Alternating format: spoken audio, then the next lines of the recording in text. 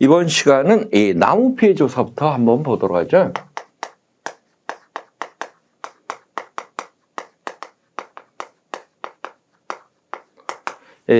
내용을 한번 보겠습니다. 먼저 고사나무를 확인해라. 첫 번째는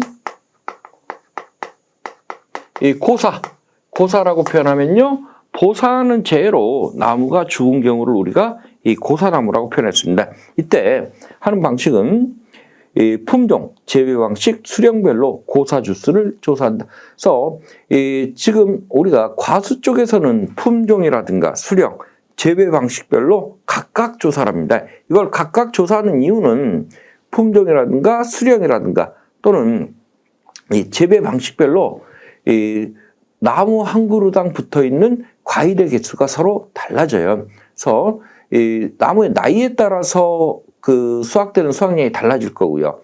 그리고 품종에 따라서 당연히 달라지겠죠. 그리고 재배 방식에 따라서 달라집니다. 우리가 사과 같은 경우는 재배 방식, 밀식, 반밀식, 그리고 일반 재배 이렇게 구분했어요. 그러면 밀식 재배인 경우에는 상대적으로 나무 한 그루당 이 수확량은 적지만 이 단위 면적당 수확량은 또 이 더 많다라는 이러한 특징들을 가지고 있거든요. 따라서 각각 이 품종, 수령, 재배 방식별로 각각 조사를 한다. 그리고 두 번째, 이 고사나무 중 과실 손해를 보상하지 않는 경우도 있음에 유의하고, 그리고 보상하지 않는 손해로 고사한 나무가 있는 경우에는 미보상 주수로 조사한다. 그래서 이 보상하는 재로 나무가 죽은 경우에는 고사 주수, 그리고 그렇지 않고 보상하는 재 이의 원인으로 나무가 죽은 경우에는 미보상 주수로 각각 구분을 하고 있습니다. 그리고 두 번째는 수확 불능 나무를 확인합니다.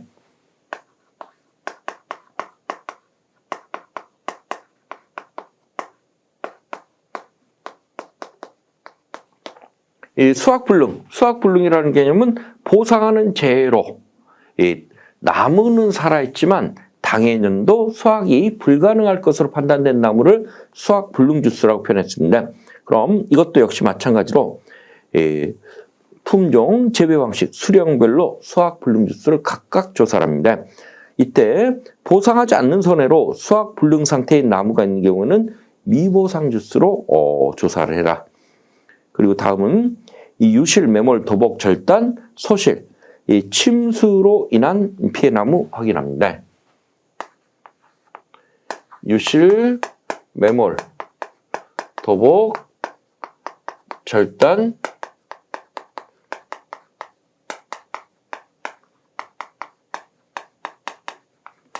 이때 절단 2분의 1, 소실 2분의 1을 이상의 기준을 적용하고 있습니다. 그런데 이건 5종 한정특약 가입건에 대해서만 조사를 하고 있어요. 얘는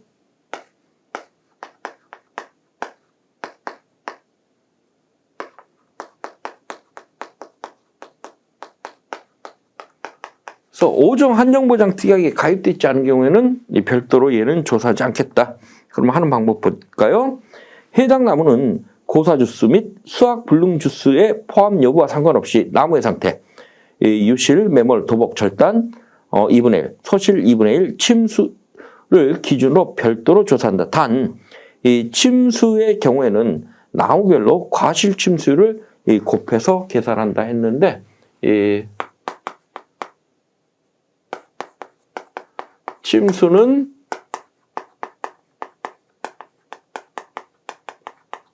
과실 침수율이라는 것을 따지고 있어요. 과실 침수율 따지는 방법 한번 볼까요? 이건 이런 경우에요. 만약에 사과나무가 이렇게 있는데 이 사과나무가 물에 여기까지 이렇게 물이 차진 않겠죠.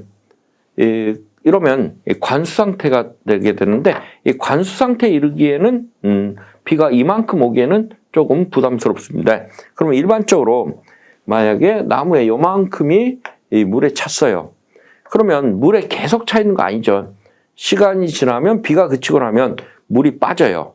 배수가 되고 난 다음에는 이 나무는 살아요, 죽어요? 나무는 삽니다. 그랬을 때 물에 이렇게 침수됐다가 물이 빠지고 나면 이 나무는 정상적으로 생육이 가능한데 문제는 이 과일의 수확에 관련된 게 문제가 됩니다. 만약에 예를 들어서 과일이